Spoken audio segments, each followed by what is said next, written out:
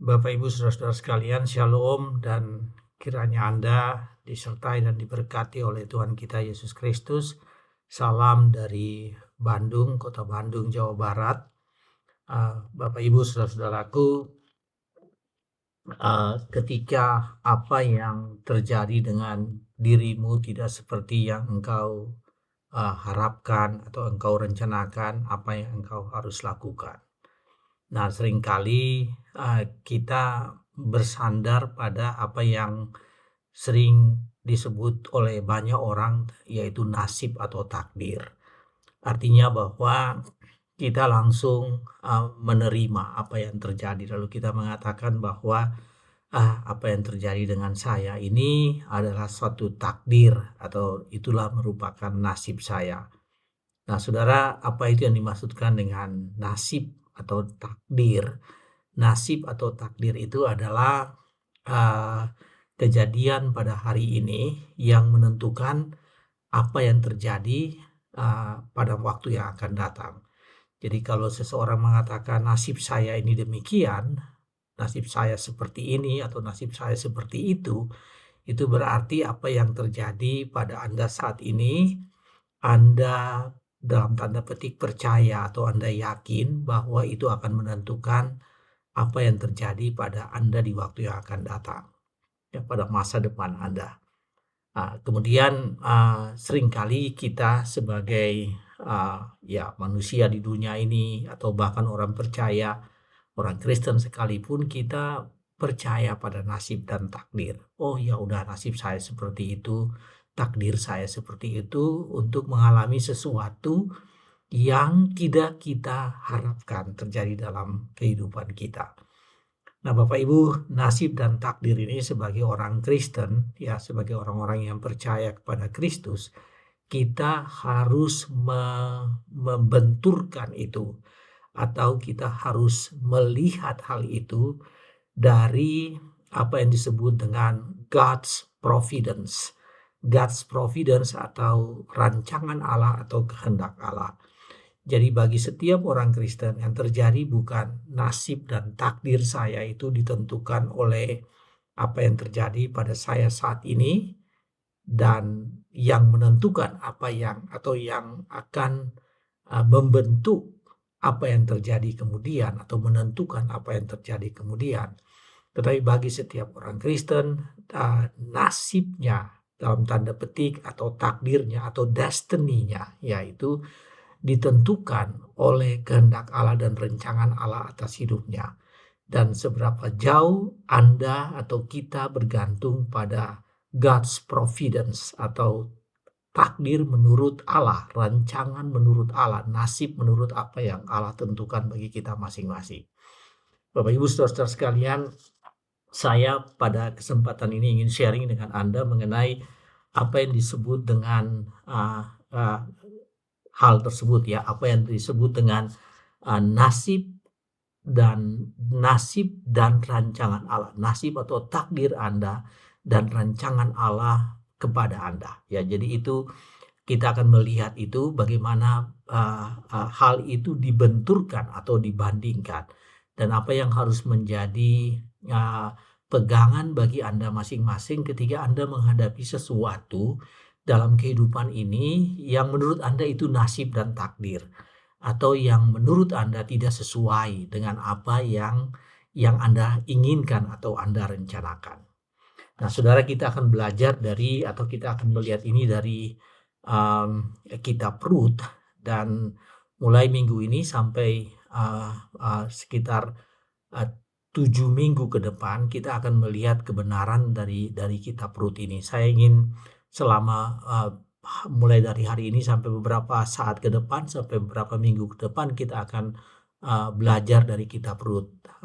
Dan kitab Rut adalah salah satu hal yang menjelaskan tentang takdir atau nasib orang-orang biasa, atau apa yang terjadi dengan nasib orang-orang biasa, namun dari sisi rancangan dan kehendak Allah adalah sesuatu yang hebat, sesuatu yang luar biasa. Ya, kita akan melihat hal itu. Nah, Bapak Ibu saudara-saudaraku, kitab Rut ini kita nggak tahu siapa penulisnya. Ya, memang tidak dijelaskan siapa yang menulis kitab Rut. Dan kitab Rut ini adalah kejadian atau kejadian latar belakang tentang kitab Rut ini adalah keadaan Israel ketika Israel diperintah oleh hakim-hakim. Jadi kira-kira pada abad ke-11 dan 12 setelah orang Israel kembali dari pembuangan di Mesir, dan kemudian mereka dipimpin oleh Yosua, dan setelah Yosua meninggal Israel dipimpin oleh para hakim. Ya, di dalam Alkitab pada zaman itu, pada zaman hakim-hakim, tidak ada raja di Israel, tidak seperti tetangga-tetangganya, kerajaan-kerajaan yang ada di sekitar Israel yang memiliki raja. Di Israel pada zaman hakim-hakim atau tidak ada raja yang memerintah, dan dikatakan bahwa orang Israel, kalau Anda baca di kitab Rut, dan itu kitab Hakim-Hakim dan kitab Hakim-Hakim pasal 21 ayat 25 dikatakan demikian. Pada zaman itu tidak ada raja di antara orang Israel. Setiap orang berbuat apa yang benar menurut pandangannya sendiri. Karena tidak ada pemimpin, maka setiap orang melakukan apa yang dikehendakinya, apa yang menurut dia dianggap baik. Ya, itu yang terjadi pada kira-kira abad ke-11, abad ke-12 sebelum Masehi, atau pada zaman setelah Yosua dan masuk pada zaman hakim-hakim. Bapak Ibu Saudara-saudara sekalian, kitab Rut ini kita akan baca dari kitab Rut, tetapi dari pasal 1 Rut pasal 1 sampai ayat 6, tetapi saya ingin menjelaskan sedikit kepada Anda mengenai latar belakang kitab Rut.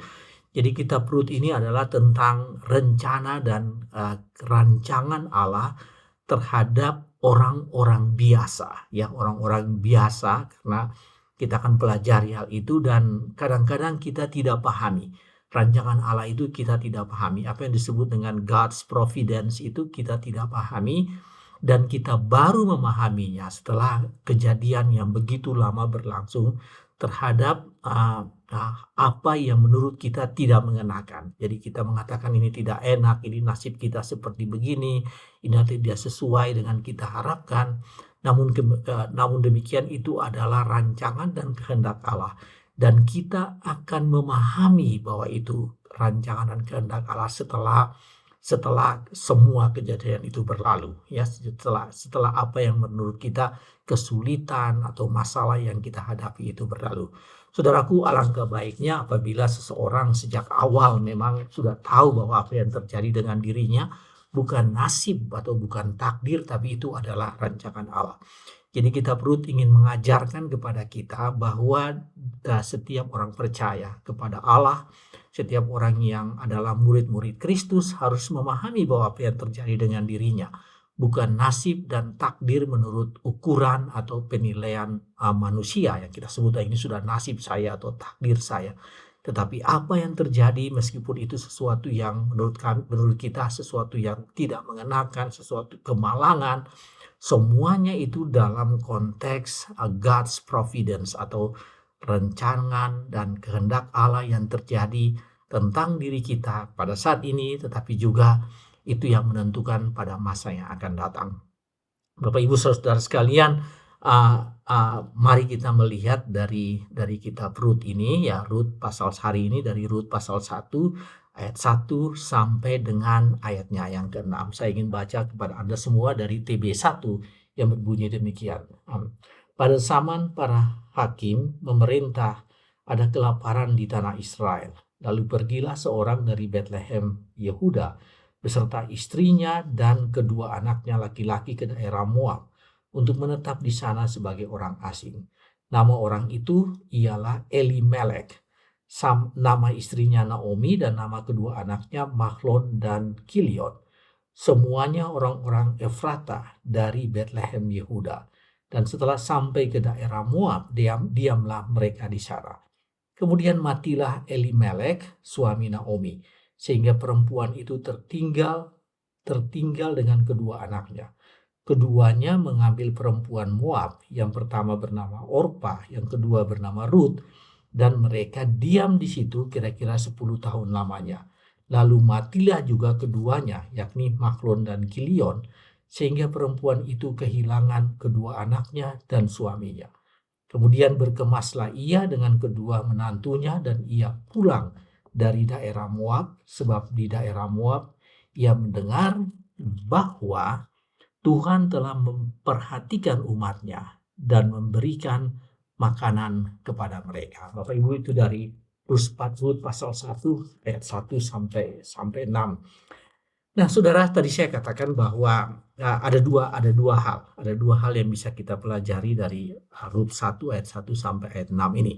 Yang pertama yaitu bahwa nasib orang-orang biasa atau nasib orang-orang sederhana ditentukan dengan kejadian yang biasa atau luar biasa, ya, tetapi semuanya dalam rancangan Allah. Saudara, saya ingin sekali mengulangi dari statement ini, ya, bahwa nasib orang-orang yang biasa-biasa saja, orang-orang yang sederhana, karena yang terjadi dengan keluarga Elimelek ini adalah orang-orang yang sederhana. Jadi nasib orang-orang yang sederhana atau orang-orang biasa itu terjadi karena kejadian-kejadian yang luar biasa atau ditentukan oleh kejadian-kejadian biasa atau kejadian-kejadian luar biasa atau kejadian apapun. Tetapi semuanya itu dalam kerangka rancangan Allah, ya. Jadi bisa menjadi kejadian luar biasa yang terjadi dengan dirinya atau kejadian yang biasa-biasa saja, tapi semuanya itu dalam rancangan, dalam kerangka rancangan Allah. Saudara-saudara, Bapak Ibu yang Tuhan Yesus kasihi, kita akan melihat itu bahwa seringkali kita membenturkan antara nasib dan kehendak Allah. Dan kemudian kita lebih percaya kepada nasib dan takdir, dan kita tidak percaya kepada bahwa itu adalah rancangan dan kehendak Allah. Dan kita perlu ingin menyampaikan hal itu, terutama ketika kita menghadapi hal-hal yang menurut kita ini hal-hal yang kemalangan atau hal-hal yang negatif atau hal-hal yang tidak menyenangkan yang terjadi dengan kehidupan kita. Bapak Ibu saudara-saudara sekalian, di dalam ayat 1 dikatakan bahwa terjadi kelaparan di Israel, dan lebih khusus lagi itu disebutkan di tanah Israel, tetapi lebih khusus lagi di tanah Bethlehem. Nah, Bapak Ibu saudara-saudaraku, kejadian ini merupakan kejadian yang tidak enak bagi Israel. Terjadi kelaparan, famine atau extreme condition of hunger, ya. Jadi terjadi keadaan yang luar biasa, kelaparan, dan terjadi juga di Bethlehem. Padahal Anda tahu bahwa arti dari kata Bethlehem itu artinya rumah roti. Rumah roti artinya bahwa ya memang mereka berlimpah makanan yang terjadi di Bethlehem. Tetapi zaman Rut atau zaman hakim-hakim ini dikatakan begini, bahwa terjadi kelaparan yang begitu hebat di Israel secara keseluruhan, secara khusus di Bethlehem. Bapak Ibu saudara-saudara sekalian, dan akibat dari kelaparan itu kita tidak tahu apa yang terjadi dengan orang Israel yang begitu banyak, ya. Tetapi Alkitab mencatat dari begitu banyak orang Israel ada satu keluarga yang namanya keluarga Elimelek dengan istrinya Naomi dan kedua anaknya, yaitu Mahlon dan Kilion. Jadi 4 orang yang berasal dari Bethlehem atau Efrata ini, mereka mengalami kejadian itu, kelaparan itu, dan mereka memutuskan hal-hal yang Anda bisa sebutkan itu hal-hal yang biasa saja. Ada pushing faktor, ada daya yang mendorong mereka untuk melakukan apa yang disebut dengan migrasi, atau mereka keluar dari tanah mereka, dari Bethlehem, dari rumah roti untuk pergi di daerah Moab, ya. Jadi itu yang dilakukan oleh keluarga Elimelek. Nah, Bapak Ibu, kemalangan pertama atau hal yang negatif yang menurut kita yang disebut dengan katakanlah nasib yang menimpa Israel, yaitu bahwa terjadi kelaparan, ya, terjadi famine, terjadi kelaparan, terjadi hunger, ya, yang luar biasa. Dan kedua, bahwa akibat kelaparan itu, ada satu keluarga untuk memutuskan untuk keluar dari sistem atau kondisi yang sudah mapan, ya. mereka keluar dari apa yang disebut dengan sistem dan tradisi mereka. Jadi mereka keluar dari Israel. Mereka keluar dari budaya mereka, mereka keluar dari agama mereka atau mayoritas atau katakanlah 100%, 100% orang yang beragama Yahudi, dan mereka keluar dari wilayahnya, mereka menjadi orang asing ke Moab. Nah, Bapak Ibu, ketika mereka pergi ke Moab itu berarti mereka meninggalkan sesuatu yang selama ini mereka merupakan bagian dari kehidupan mereka. Dan mereka keluar dari sana untuk pergi ke daerah lain. Saudaraku, Anda tahu bahwa Moab adalah bangsa yang tidak percaya kepada Tuhan, ya. Mereka percaya kepada Baal, ya. Mereka percaya kepada dewa-dewa, dan Israel percaya kepada Yahweh. Jadi Israel keluar, atau orang-orang Israel, orang-orang Efrata ini, mereka mencari survival. Jadi ini semacam survival action mereka atau survival strategi mereka supaya mereka bertahan hidup. Mereka keluar dari sistem yang selama ini mereka hidupi, ya. Mereka ada dalam sistem itu, keluarga mereka, agama mereka, bangsa mereka, budaya mereka, wilayah mereka, dan mereka pergi ke orang asing. Saudaraku, saya ingin sampaikan ke Anda demikian, bahwa ini adalah cara-cara biasa yang dilakukan oleh orang-orang pada umumnya. Dan apalagi keluarga Elimelek ini, tidak disebutkan Elimelek ini dari keturunan seperti apa, ya, tapi dikatakan bahwa Elimelek dan keluarganya mereka keluar dari sana. Jadi saya ingin sampaikan bahwa ini adalah satu keluarga pada umumnya, keluarga Israel pada umumnya, tapi Alkitab menyoroti hal itu. Alkitab menyoroti keluarga ini, bahwa keluarga yang biasa-biasa saja ini mereka mengambil tindakan yang normal, ya, yang pada umumnya orang lakukan. Kalau terjadi kelaparan sebagai pushing faktor, mereka akan migrasi ke tempat lain, dan tempat lain itu yang tidak terjadi kelaparan itu yang kita sebut dengan pulling faktor, faktor yang menarik mereka. Kalau pushing faktor yang mendorong mereka, dan pulling faktor yang menarik mereka.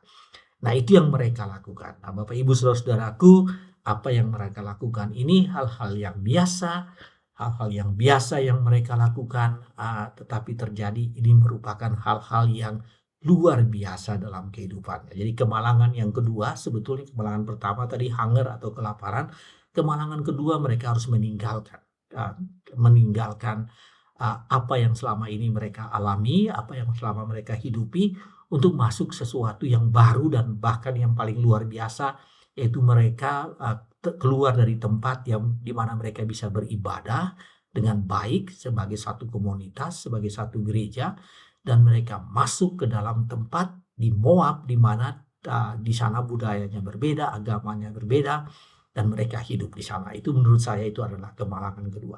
Nah, kemalangan ketiga yang terjadi, yaitu terjadi menimpa diri Ruth, ya, menimpa diri Naomi. Yaitu apa? Yaitu kematian Elimelek. Elimelek meninggal, kemudian Naomi sebagai istri dia hidup dengan kedua anaknya, Mahlon dan Kilion. Dan kemudian Mahlon dan Kilion ini menikah, ya, dengan Orpah dan Ruth. Dan Alkitab mengatakan, ya, mereka tinggal sekitar 10 tahun. Jadi Naomi bersama dengan kedua anaknya dan kedua menantunya tinggal 10 tahun. Dan setelah 10 tahun ternyata kedua anaknya juga meninggal, Mahlon dan Kilion. Nah, saudara-saudara sekalian, ini yang saya sebutkan dengan kemalangan beruntun. Hal-hal yang terjadi di luar kontrol, keinginan dan harapan dari satu keluarga, atau ini dari seorang janda dari seorang perempuan yang bernama Naomi. Keluar kelaparan, kemudian meninggalkan sistem yang menghidupinya atau sistem yang dia hidupi. Kemudian yang ketiga, suaminya meninggal. Kemudian kedua anaknya harus menikah dengan orang asing. Saudara perhatikan bahwa pada zaman itu Yosua meminta supaya jangan menikah dengan orang asing, tapi dia menikah dengan anak-anaknya, menikah dengan orang asing, dan itulah Orpah dan Ruth. Dan setelah 10 tahun pernikahan itu, dan kemudian kedua anaknya meninggal. Bapak Ibu saudara-saudara sekalian, saya ingin sampaikan bahwa Inilah terjadi yang kita sebut dengan takdir dan nasib yang dialami oleh Naomi. Takdir yang nasib yang dialami oleh Elimelek, kemudian lebih kecil lagi takdir dan nasib dialami oleh Naomi dan kedua anaknya, yaitu Mahlon dan Kilion, dan seterusnya. Takdir dan nasib yang dialami oleh Naomi, saudaraku, itu yang terjadi. Tapi Bapak dan Ibu sekalian, takdir ini kita harus melihat dari bagaimana Tuhan punya rencana yang lebih besar. Dan nanti di dalam Rut ini kita akan melihat rancangan Tuhan yang begitu hebat dan luar yang besar itu. Tapi Bapak Ibu Saudara sekalian, bagaimana takdir itu kita harus melihat dari sisi rancangan Allah. Mari kita lihat di dalam ayat 6. Ayat 6 mengatakan demikian. Bahwa kemudian berkemaslah ia. Jadi Rut berkemas setelah kedua anaknya juga meninggal dengan kedua menantunya, dan ia pulang dari Moab. Dia pulang dari Moab ke Bethlehem, sebab di daerah Moab, jadi selagi dia di daerah Moab, ia mendengar bahwa Tuhan telah memperhatikan umatnya. Saudara, ini kuncinya. Tuhan telah memperhatikan umatnya dan memberikan makanan kepada mereka. Jadi dengan frasa ini, Tuhan telah memperhatikan umatnya, ini berarti bahwa sebelumnya Tuhan tidak mempunyai Tuhan tidak memperhatikan umatnya. Sekarang Tuhan telah memperhatikan umatnya. Sebelumnya Tuhan tidak memperhatikan umatnya. Sekarang Tuhan telah memperhatikan umatnya. Kelaparan terjadi karena Tuhan tidak memperhatikan umatnya, dan kemudian Tuhan tidak memberikan makanan kepada mereka. Tetapi dengan ayat 6 ini dikatakan begini, Tuhan telah memperhatikan umatnya dan memberikan makanan kepada mereka. Nah, akibatnya Naomi memutuskan untuk pulang ke Bethlehem. Bapak Ibu, inilah yang disebut dengan rancangan Allah, kehendak Allah, atau God's providence.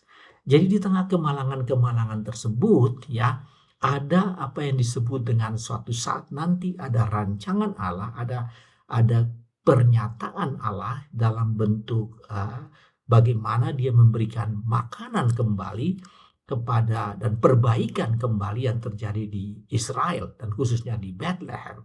Dia memperhatikan umatnya kembali. Allah memperhatikan umatnya kembali dan memberikan makanan kepada mereka. Jadi ini saya ingin menunjukkan kepada Anda bahwa ada kemalangan-kemalangan, ada series of kemalangan, series jadi duka, ada peristiwa-peristiwa yang tidak menyenangkan yang terjadi dengan Naomi. Namun kemudian Naomi melihat bahwa Allah mempunyai rencana lain, dan Allah setelah memperbaiki keadaan di Bethlehem, dan oleh karena itu Naomi memutuskan pulang ke Bethlehem. Saudaraku, dari hal ini apa yang bisa kita pelajari? Yang kita bisa pelajari yaitu bahwa nasib Anda, ya, nasib sebagai contoh di sini nasib yang dialami oleh Elimelek, yang dialami oleh Naomi, ya. Nasib Anda itu harus dilihat dari rancangan dan kehendak Allah, ya, bukan dilihat dari kejadian-kejadian. Kalau hanya dilihat dari kejadian-kejadian, maka Naomi akan berhenti di situ, ya. Naomi tidak akan melihat apa yang terjadi di Bethlehem. Tapi ini Naomi melihat bahwa Allah telah melakukan sesuatu di Bethlehem. Allah telah memperbaiki, memulihkan Bethlehem atau Israel secara keseluruhan. Jadi inilah yang disebut dengan nasib yang malang itu dikontraskan dengan bagaimana rancangan Allah dan kehendak Allah. Dan Naomi melihat itu, bahwa dia mengalami kemalangan, ya, series of penderitaan yang dia alami. Tapi kemudian dia melihat bahwa ternyata Allah telah memperbaiki tanah asalnya, kelahirannya, tanah asalnya di Yehuda, di Bethlehem. Dan ternyata, ya, Tuhan telah memberikan makanan kembali. Jadi tidak lagi terjadi kelaparan di sana. Nah, Bapak Ibu, inilah yang saya sebutkan bahwa pelajaran penting bagi Anda, yaitu apabila Anda mengalami hal-hal seperti ini, maka lihatlah semuanya, hal-hal yang kemalangan, duka cita terjadi dengan diri Anda, lihatlah itu dari perspektif bagaimana rancangan Allah, kehendak Allah yang terjadi atas yang berlaku melalui semua series atau semua proses kejadian yang Anda alami. Nah, harus Anda mampu untuk melihat itu. Anda mampu melihat bahwa yang terjadi dengan diri Anda ini bukan sesuatu yang memang sesuatu yang tidak sesuai dengan Anda harapkan. Tapi di balik itu ada rancangan dan kehendak Allah. Ini yang tadi saya katakan bahwa hal-hal yang kecil yang terjadi atas orang-orang sederhana seperti kita, seperti Anda dan saya, orang-orang biasa, itu pun ada dalam rancangan dan kehendak Allah. Ya, jadi apa yang terjadi dengan Naomi satu keluarga ini, ya Elimelek dan Naomi keluarga ini, keluarga yang kecil ini kemudian yang mengambil keputusan-keputusan untuk seperti tadi saya jelaskan. Semuanya itu ada dalam rancangan dan kehendak Allah. Jadi pelajaran pertama bagi Anda, bila Anda dan saya sebagai orang-orang sederhana, orang-orang kecil, kita mengalami hal-hal yang biasa menurut kejadian-kejadian yang terjadi di sekitar kita, kejadian-kejadian alam yang terjadi di sekitar kita, hal-hal yang biasa yang terjadi di sekitar kita, atau bahkan hal-hal yang luar biasa sekalipun. Jadi apa yang terjadi dengan Naomi dan Elimelek ini kita bisa anggap itu hal yang biasa, tapi juga hal yang hebat, hal-hal yang luar biasa. Nah, semua kejadian-kejadian itu yang terjadi dengan diri kita ini, yang menurut kita itu adalah nasib dan takdir kita, ya hari ini saya ingin sampaikan kepada Anda, stop untuk menilai bahwa inilah nasib saya seperti itu, tapi Anda harus melihat bahwa ini adalah rancangan dan kehendak Allah yang terjadi atas dirimu. Bapak Ibu Saudara sekalian, hal-hal biasa bahkan menyangkut makanan, bahkan menyangkut kehidupan sehari-hari itu berada dalam rancangan dan kehendak Allah bagi diri kita. Saudara, Tuhan Yesus mengajarkan kalau kita berdoa kita tidak berdoa hal-hal yang makro, hal-hal yang besar seperti datanglah kerajaanmu, jadilah kehendakmu, itu hal-hal yang luar biasa, hal yang besar ya, di bumi seperti di sorga. Tapi juga hal-hal yang kecil. Berikanlah kami pada hari ini makanan kami makanan kami sehari-hari ya. Jadi itu yang kita doakan kepada Tuhan. Ya, meminta dari Tuhan bahwa Tuhan memberkati kita hal-hal kecil yang kita butuhkan sehari-hari. Di samping hal-hal besar, hal-hal yang luar biasa. Semua itu terjadi karena rancangan Allah dan kehendak Allah. Hari ini saya ingin menyampaikan bahwa apa yang terjadi dengan dirimu, hal-hal yang kecil, lihatlah itu dari bahwa semuanya itu adalah karena rancangan Allah dan kehendak Allah bagi diri Anda. Apa itu hal yang kedua? Hal yang kedua kita melihat dari ayatnya yang ke-6. Sekali lagi ayatnya ke-6. Ayat yang ke-6 ini mengatakan demikian. Kemudian berkemaslah Naomi dengan kedua menantunya, Orpa dan Rut tentu saja, dan ia pulang dari daerah Moab. Sebab di daerah Moab ia mendengar bahwa Tuhan telah memperhatikan umatnya dan memberikan makanan kepada mereka. Bapak Ibu sekalian, ternyata kemalangan yang terjadi dengan atau hal-hal yang tidak diinginkan yang terjadi dengan Naomi ini, itu tidak membuat dia berhenti. Jadi dia tidak berhenti ketika kehidupan ini tidak sesuai dengan apa yang direncanakannya. Naomi tidak give up, Naomi tidak menyerah ketika apa yang terjadi dengan dirinya tidak sesuai dengan dia harapkan. Ya, dia tidak menyerah. Jadi dengan kata lain, dia tidak menerima takdir. Naomi tidak menerima takdir. Dia tidak berhenti di sana, dia tidak menerima takdir. Dan apa yang dilakukan oleh dia, yaitu dia menatap ke depan, dia melihat hal lain ke depan, dan hal lain yang di depan itu adalah apa yang dilakukan oleh Tuhan, apa yang direncanakan oleh Tuhan, apa yang telah dilakukan oleh Tuhan. Saudara, di dalam ayat 5 dikatakan Naomi kemudian hidup sendiri. Naomi hidup sendiri setelah kedua anaknya meninggal, dia hidup sendiri. Dikatakan dia hidup sendiri, maksudnya dia hidup sebagai keluarga yang datang dari Bethlehem, itu dia sendiri, tapi dia hidup bersama dengan kedua menantunya. Ya, dia hidup dengan kedua menantunya. Tapi Alkitab di dalam ayat 5 mengatakan lalu matilah kedua anaknya, yaitu Mahlon dan Kilion, sehingga perempuan itu kehilangan kedua anaknya dan suaminya. Jadi ini menandakan bahwa tinggal dia sendiri ya. Namun demikian dalam ayat 6 dikatakan bahwa dia melihat Allah telah bekerja dan dia memutuskan untuk pulang ke Bethlehem. Dia memutuskan untuk pulang ke Bethlehem karena rumah roti itu telah diberkati oleh Tuhan kembali. Bethlehem telah menjadi kembali namanya karena sudah ada makanan di sana, adalah rumah roti. Dia tidak hidup di dalam kemalangannya, tapi dia mengatakan dia harus kembali ke Bethlehem, dan dia kembali ke Bethlehem. Saudara-saudara sekalian, Tuhan telah memperhatikan tanahnya, Bethlehem, dan karena itu alasan bagi dia untuk pulang ke Bethlehem. Saudara, ini yang dimaksudkan dengan Naomi tidak berhenti. Naomi tidak give up, tapi dia mengambil keputusan untuk kembali ke Bethlehem. Dia mengambil keputusan karena dia tahu bahwa kehendak Allah dan rancangan Allah bagi Israel telah pulih kembali, dan bahwa dia adalah bagian dari rancangan dan kehendak Allah itu. Karena itu dia pulang ke Bethlehem. Bapak Ibu, saudara-saudara sekalian,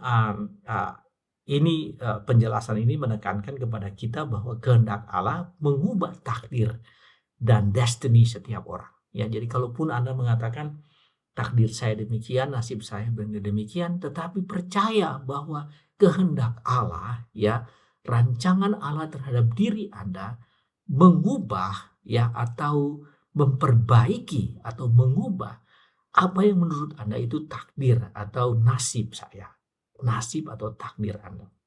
Destiny Anda itu bukan takdir dan nasib menurut pemahamanmu, tapi destiny, tapi masa depan Anda itu adalah apa yang disebut dengan God's providence, ya, kehendak Allah, rancangan Allah bagi dirimu. Saudaraku, apa artinya dari ayat dari bagian kedua ini? Ini artinya bahwa ketika Anda mengalami apa yang menurut Anda tidak sesuai dengan Anda harapkan, Anda rencanakan, maka jangan menyerah. Saatnya Anda untuk yang disebut dengan kalibrasi dan rekalibrasi tujuan dan rancangan hidup Anda. Kalibrasi tujuan hidup Anda sesuai dengan rancangan Allah, firman Tuhan. Tanyakan dari Tuhan apa yang harus Anda lakukan. Dan biarlah Tuhan dengan Roh Kudus bekerja dalam diri Anda, sehingga proses untuk adjustment atau kalibrasi sesuai dengan firman Tuhan, kalibrasi sesuai dengan rancangan Allah, apa yang harus Anda lakukan. Begitu Anda mengalami hal-hal yang tidak menyenangkan dalam hidupmu, jangan menyerah, jangan give up, tapi move on, bergerak maju dan melakukan kalibrasi terhadap rancangan-rancangan kehidupanmu. Apa yang Anda lakukan dalam kehidupan ini, strategi hidupmu, program-program hidupmu, apa yang Anda lakukan setiap hari sesuai dengan Alkitab, sesuai dengan firman Tuhan, sesuai dengan tujuan Allah bagi dirimu, dan tanyakan itu pada Allah, ya. Allah sudah memperhatikan itu, sudah menyiapkan itu, tinggal Anda menanyakan dari Allah. Apa yang harus terjadi dengan dirimu? Apa yang harus Anda lakukan? Karena itu bersandar pada kehendak Allah. Ya, Naomi yang mampu melihat itu. Dia melihat apa yang terjadi di Bethlehem, dan dia memutuskan bahwa dia harus bersandar pada apa yang sudah Allah rencanakan itu. Sehingga move on, ya, keluar dari apa yang telah terjadi dengan dirinya. Series of rentetan kemalangan yang terjadi dengan dirinya. Keluar dari sana, tidak menyerah, lakukan kalibrasi, perbaiki sesuai dengan rancangan Allah, dan tidak bersandar pada keinginan kita sendiri, tapi bersandar pada rancangan Allah. Saudara, lakukan itu dalam kehidupanmu. Bapak Ibu saudara-saudara yang Tuhan Yesus kasihi.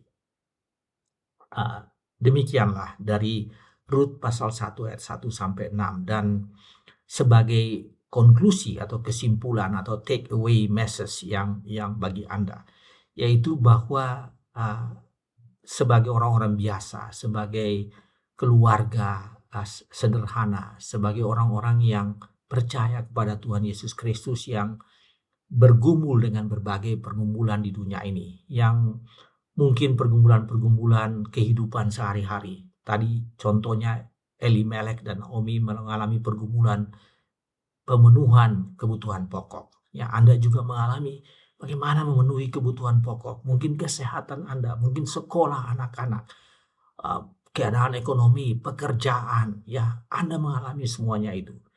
Saudara, jangan menyerah pada nasib. Tidak boleh menyerah pada nasib. Oh, ya nasib saya sudah seperti ini. Ini takdir pada saya. Saudara, jangan menggunakan kata ini takdir dalam hidupku. Ini nasib, ini my destiny. Inilah takdir yang saya hadapi. Tapi benturkan takdir itu dengan rancangan Allah. Silakan bawa takdir itu, nasib yang menurut yang ini nasibku ini dengan rancangan Allah. Dan tanyakan pada Allah. Dan pasti Allah membuka jalan. Sebagai orang-orang percaya, pasti Allah membuka jalan. Membuka jalan, memberitahukan kepada Anda apa yang harusnya menjadi terjadi dengan diri Anda, apa yang harusnya Anda lakukan. Saudara, bergantung pada Tuhan, bergantung pada Tuhan kita Yesus Kristus, dan hidup di dalam terang firman Tuhan, supaya Anda tahu, Anda bisa mengkalibrasi, Anda bisa adjustment apa yang terjadi dengan dirimu. Mungkin tujuan hidup Anda, mungkin kegiatan praktek hidup Anda sehari-hari yang perlu di adjustment, perlu dilakukan pembaruan yang sesuai dengan firman Tuhan. Dan karena itu Anda bisa jalan ke depan, Anda bisa move on ke depan. Saudara, dengan cara apa? Dengan cara apa Anda bisa keluar, Anda bisa move on? Caranya itu yaitu dalam persekutuan. Saudara hanya bisa melakukan adjustment, kalibrasi kehidupan Anda, repositioning kehidupan Anda dalam menghadapi masalah sebagai orang-orang biasa di tengah-tengah masyarakat ini dengan cara persekutuan dengan Allah. Bangunlah persekutuan dengan Allah supaya tahu apa yang menjadi rancangan Allah atas kehidupan Anda. Saudaraku, kiranya firman Tuhan ini memberkati Anda semua, dan Tuhan memberkati dalam kehidupanmu sebagai orang-orang biasa, dan percaya apa yang terjadi dengan kehidupanmu yang biasa-biasa saja itu adalah dalam konteks kehendak Allah atau God's rancangan Tuhan, rancangan Allah bagi Anda. Dan itu bukanlah nasib dan takdir menurut ukuran manusia atau menurut ukuran Anda sendiri. Tuhan berkati saudara sekalian. Amin.